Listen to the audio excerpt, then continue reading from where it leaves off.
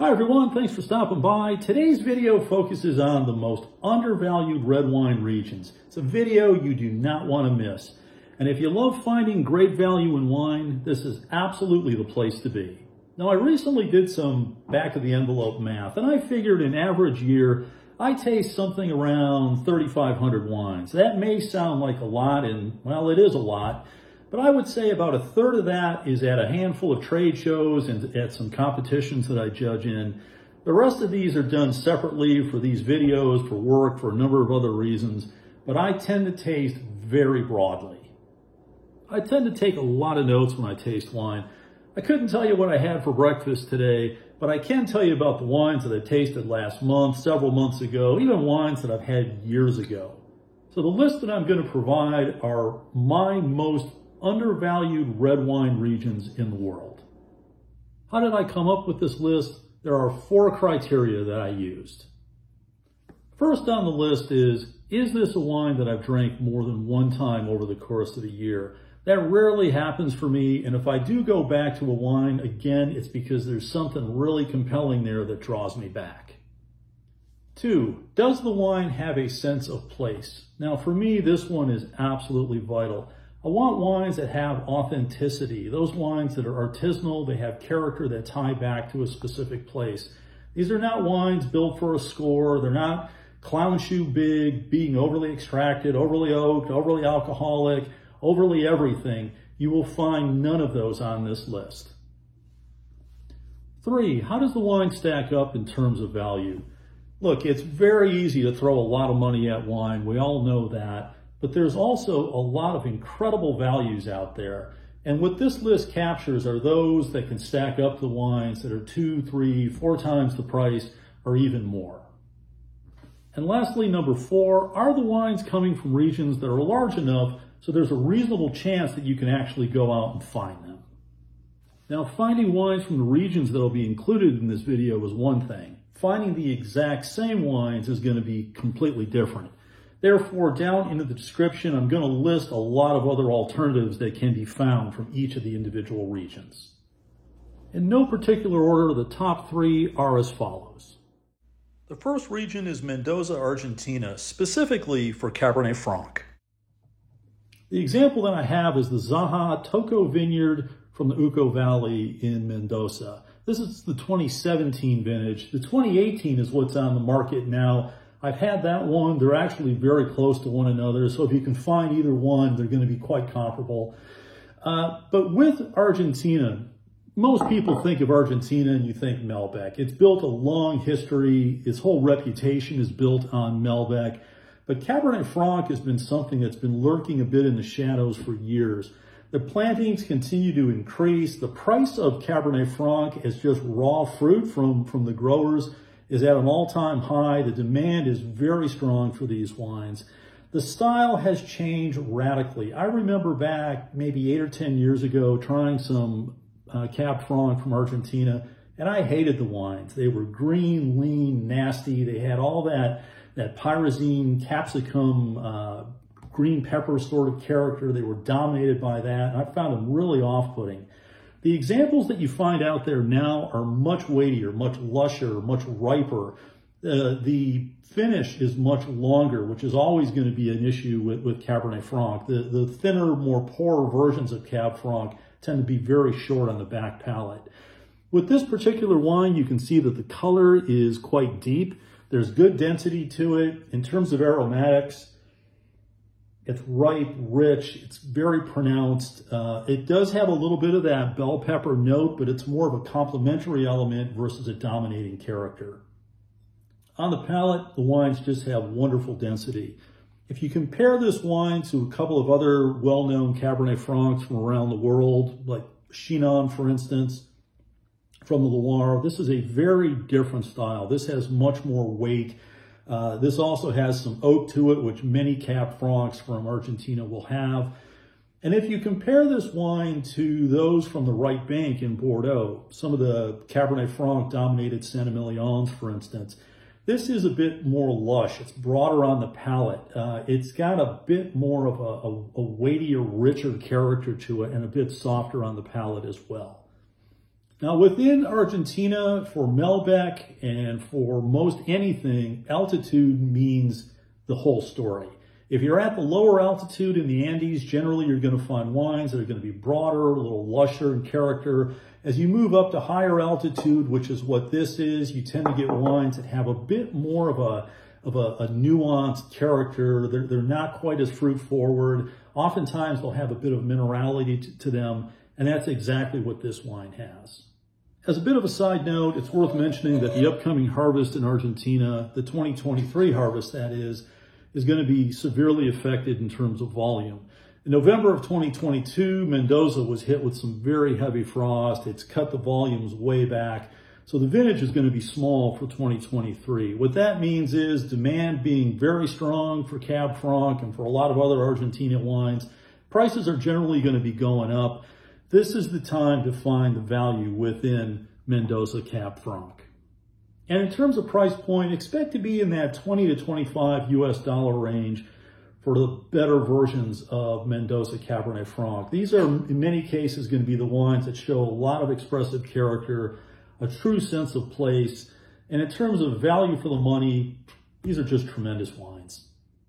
The next very underrated red wine region is Queyron, Côte d'Aron. Well, any number of AOCs or appellations from the Rhone could be part of this list. The one I'm going to focus on is one I've been a fan of for many, many years. I mean, I'm talking going back to the Reagan administration. I've always been a fan of Queyron. I think this has always been one of the best values around.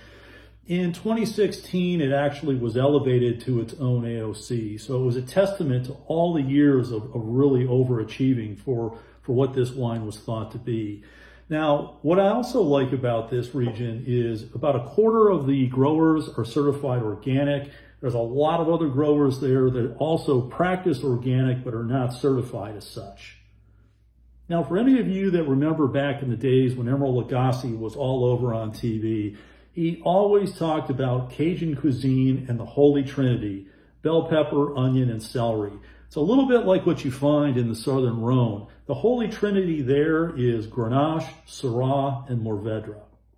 The specific wine that I'm opening is the 2019 Domaine Foncrose Queyron.